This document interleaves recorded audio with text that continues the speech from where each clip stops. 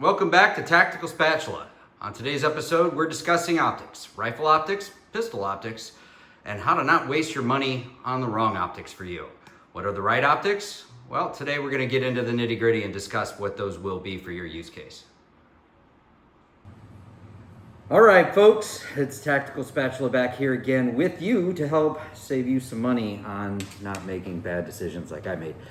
So today we're going to start off with some pistol optics because I think that's where a lot of people start. So I figured maybe we would start where most people's journey starts. And a lot of people buy pistols for carry, concealed carry. All of these have been cleared. There's no ammunition in this room, in the next room, and the one over from that. So don't be worried. Don't fear. No one's getting harmed today. Completely safe here. We're not going to assemble or disassemble anything because that gets you booted from the tube. But today, all about optics. This is my P365 from SIG. It's got the radium ramjet and afterburner on there just to help shoot it flat because it is a small pistol. But when you look at the optic here, this is one thing I learned the hard way. If you look at this optic here, you'll see that it has an open back. And you'll see that this one does not.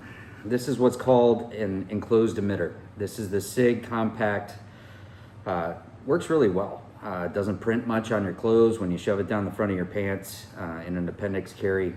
The Holosun's nice and rounded here, so that kind of helps too. This is a Chinese Holosun 507C. You'll hear a lot of people bag on Holosun because it is Chinese, and it's kind of what I got when I got into the guns because they were cheap. You learn the cheap lesson. So trying to help you with that. You can spend a lot of money being cheap. But this optic right here, good for the range. That's about it. Reason being, the way I learned the hard way, was that I was out shooting a match with my competition pistol, which would be this guy right here. This is Staccato XC. This is a Trijicon SRO. It is also an open emitter, and it was raining. And what happens when it rains and you have an open emitter, there's a little light back here. And I don't know if you guys are going to be able to see it here on the camera, but there's a laser light that shoots the reticle, which is a dot for this, onto the glass, and that is what you use to aim. And when water gets in there, it does all kinds of crazy things. Your reticle will spider, be all over the place, just doesn't work. And if you have, iron sights that you can co-witness, which I do on this, which is how I ended up having to shoot, it helps out. But when you're used to being a red dot shooter, now you're at a disadvantage to how you train. So, I am probably gonna swap this out with an large enclosed emitter. I'm not shoving this down the front of my pants. It's giant. It's made for competition only. I shouldn't say only. I'm sure there's someone out there shoving this down the front of their pants. But it's mainly a competition pistol for IDPA, and it works in the carry optics division. And yeah, I think I'll switch that out. It hurts to switch it out because it was $600-700. I haven't shot any outdoor matches in the rain recently, and I know it's going to bite me in the rear the next time I do, and it does rain. So at some point, I'm going to switch that out. But if you're doing concealed carry, everyday carry, and you ever do need it, and it is raining out, it could be life or death. So that might be why you might want to choose to go with an enclosed emitter like this. This is very small. This is a very small pistol. The optic's very small. Again, when you put it down into your rig, you can see it's not going to print much. So I'd highly recommend the SIG Compact. I love it. It works really well. You can pick up the dot really well, and you have options on that from a reticle size of it. So if you're looking to do conceal and carry every day, again, that can be life or death. I would definitely go with an enclosed emitter. All right, let's talk about some other things. Other things being rifles and actually shotguns too. So I'm gonna dive into it. I got a bunch over here. I'm just gonna pull them out and start showing you exactly what my journey looked like. All right, folks, this is my Galil, Galil Ace Gen 2. It is pretty cool that it does some folding, smaller type of capabilities where the stock folds over. That's not why we're here today. We're here to talk about optics, and this has, dun, dun, dun, another open emitter. This is not something I use for competition. This is 7.62 by 39, which does recoil more than 223. As a competition rifle, it is not ideal because of that recoil. You need to be accurate and fast on target, fast follow-up shots. This is not that thing. This will feed a brick through it. If you can jam it in there, it'll shoot it. And so it's fun as a range day toy. If the proverbial shit ever does hit the fan, it's good to have around. If the Chinese invade, they'll probably bring these. And you can do some battlefield pickups of ammo, but that is probably a 0.00025% chance of ever happening. So this is a range truck. That open emitter, great for that use case, once again. All right, back again with what is a competition rifle and what you would want for competition shooting. This is my V7 Sovereign. It's a 4.5 pound AR, which if you know anything about 16-inch ARs at 4.5 pounds, that is bananas light. So that's before you put all the accoutrement on. The optic here is the brand new Romeo and Juliet optic and magnifier. This has multiple reticle choices. It is enclosed. So if I ever do an outdoor event and it's raining, we don't care. It has this nice little cover on here for keeping the lenses nice, but this flips up and down. The cool thing about this setup right here for competition, when this is over, I have a circle and a dot. It helps me get on target faster. When I flip this up, it changes the reticle. And why that's so important is you're not gonna flip this up if you're in an indoor range going 25 yards. Well, there's some of you out there who will. But people who are experienced shooters, you don't need magnification out to 25 yards. You can put rounds on target pretty accurately with an AR 223. This is great going out 100. Further, it has different reticle that pops up when I flip the magnifier up that gives me holdovers for different distances. And so that's a great way to just know your holdovers, know your dope, which is data on previous engagements. And that way you can accurately shoot and do it at distance. And again, this thing is lighter than hell. All right, let's take a look at another form of optic. All right, back with my hunting / long range setup. I tried to, guns are so expensive and all this stuff is so expensive. I try to have something that can do often multiple purposes. This is a 308. You can tell by the big magwell here. On it, from an optic standpoint, I have a setup that allows you to dial in from 1, which is no magnification, all the way up to 8. This is a light, a low power variable optic, which means that it is powered by a battery. The optic will show up in the tube here and will move around because it's a first focal plane optic. When you look at LPVOs, there's first focal plane and second focal plane. The big differences there is on a second focal plane, the reticle never changes size, and it is only accurate 100% at its full magnification. So you better know your holdovers. Holdovers meaning if the reticle doesn't change, you need to know where on that reticle you need to hold at different distances, different magnifications. This has a reticle that starts off really small, and as you magnify it, take it out, 100, 200, 300, 400 yards, it will give you different holdover designations on the reticle. Distance markers, it really helps people who know the reticle and know how to utilize it to shoot at long range quickly without changing the turrets here and and dialing things in. I'm not a professional sniper. I'm not even an amateur sniper. I just enjoy long range shooting. I enjoy hunting, and it's a pretty good setup for me because it helps candidly shooters who are weak in that category be accurate, be humane when you're hunting, and make sure that you are taking a shot that's going to make sure that animal goes down and it is not hobbling around in pain. Here I have an offset, another open emitter.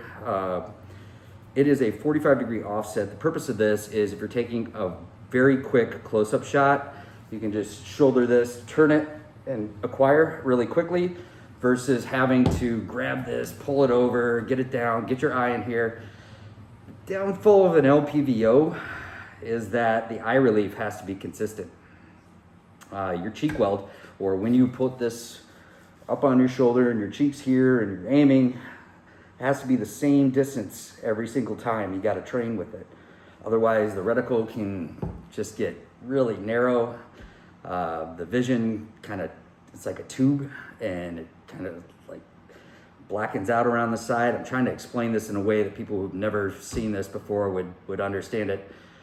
But yeah, if you need fast acquisition and you're fumbling around in a tree stand and it's close up, that's a great option to have right there. All right, let's take a look at other options.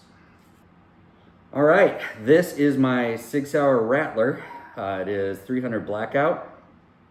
It is a damn quiet gun. This has the cane brake handguard. This is all suppressor down to about right there. The barrel's only about right here.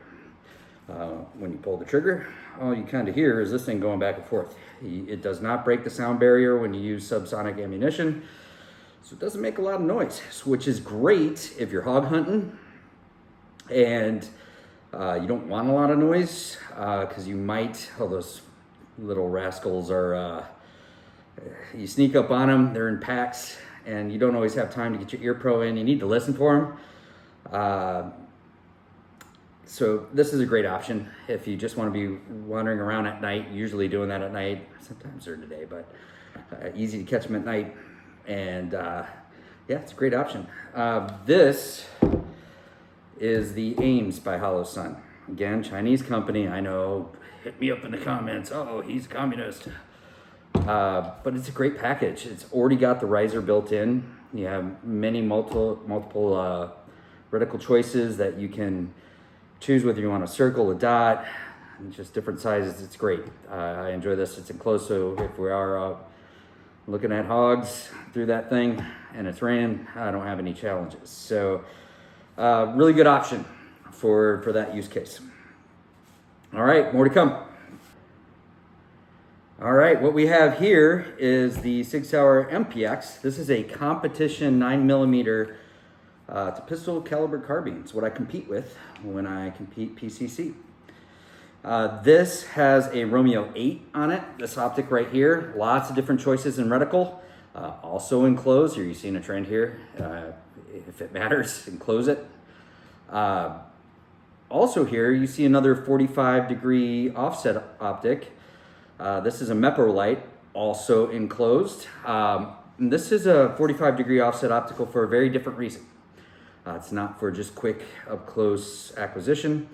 It's for, in competition shooting, there's oftentimes barriers where you gotta lean around. And this allows me to lean the whole gun and just switch to the other optic without having to do some weird head kind of gyrations or, you know, that's uncomfortable. You can just switch real quick, acquire, take the target. So when you're doing competition, little things like that can mean seconds. And trust me, seconds means everything in competition, because that's what separates you from the other mediocre shooters. All right, let's look at one more consideration. All right, this is my Genesis Gen 12.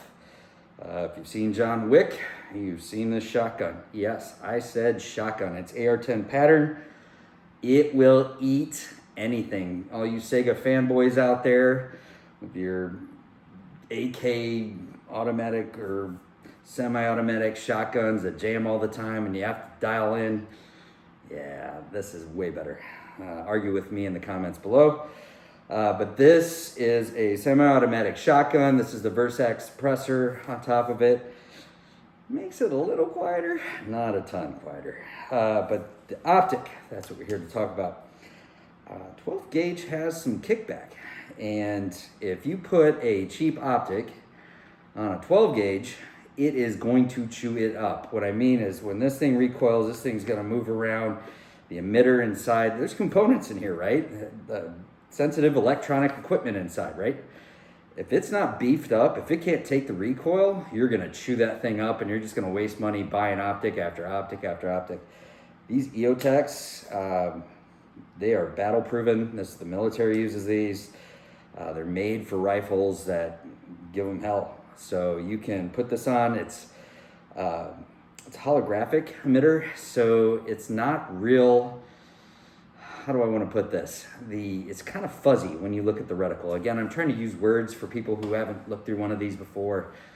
This is not a channel for all you high-speed, low-drag guys out there. This is for all of us noobs who did dumb shit like spend a lot of money on stuff because all the high-speed guys shilled.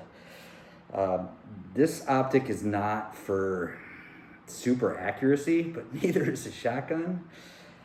This is for acquiring a target and making sure that this thing's gonna last. EOTECH is very well known in the industry. It's very well trusted. So if you're gonna put an optic on a shotgun, especially if you're shooting slugs or double-aught buck, which is all I can shoot at my range, you're definitely gonna want something that can stand that kind of abuse. All right, team, so in conclusion, thanks for showing up. I appreciate any likes, subscribes, notifications that you put out there. My goal in this channel, once again, is just to help you not waste money.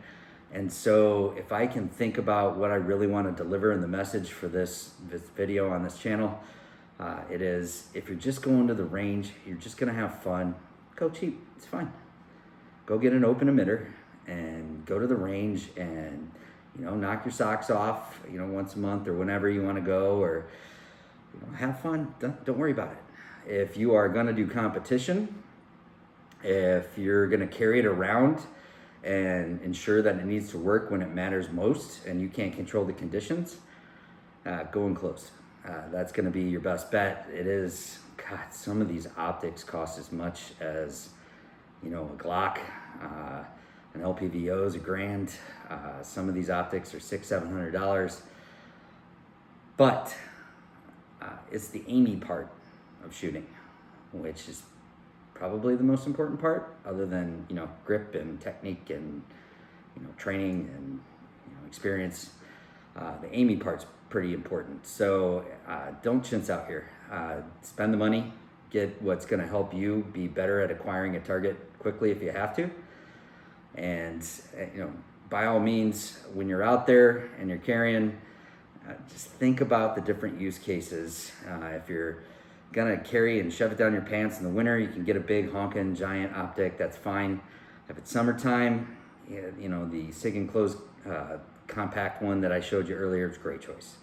So just think about how you're gonna carry it, think about what you're gonna need to use it for before you go out and spend a bunch of money on something that you saw on YouTube and someone says, oh, this is great, oh, it's the best thing, buy it now. Yeah, because as soon as that $500-600 is out of your bank, the resale on these things isn't great. So spend wisely. Hopefully this helped you with that, and I appreciate you stopping by. Have a great rest of your day, and check back in with me soon. I don't know what my next video is going to be. It's going to be a surprise because I don't know what it is. So I'll be surprised too. Hope you have a great one. Take care.